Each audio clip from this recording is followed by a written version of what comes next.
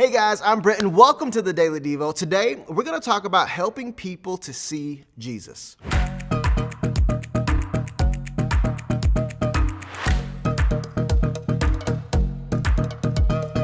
Have you ever tried to use the restroom in the dark or driven down the street with headlights out in a pitch black road?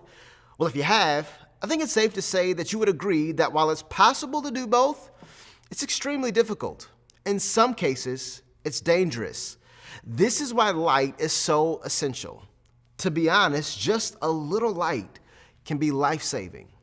The Apostle John in 1 John 2 verses 9 through 10 says this about anyone who claims to be a Christian living in the light. He says, "If anyone claims I am living in the light but hates a Christian brother or sister, that person is still living in darkness.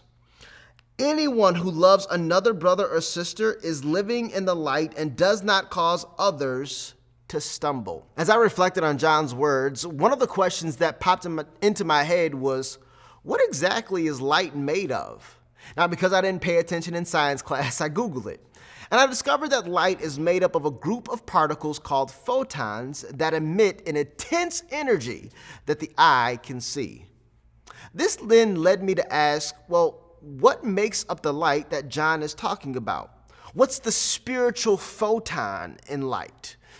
And the answer is simple. In order for you and I to be light, you and I have to love our neighbor well. If you and I are causing our neighbor to stumble, if you and I are causing our neighbor to walk in darkness, putting them in danger, then we're not being light. We're not emitting the photon of love which causes people to see Jesus. You see, the reason why John wants you and I to be light is because he wants people to see Jesus. And today, I want you to practice being a light, not so people can see you and the good works that you do, but so that they can see Jesus. So go be a light, because just a little light can be life-saving.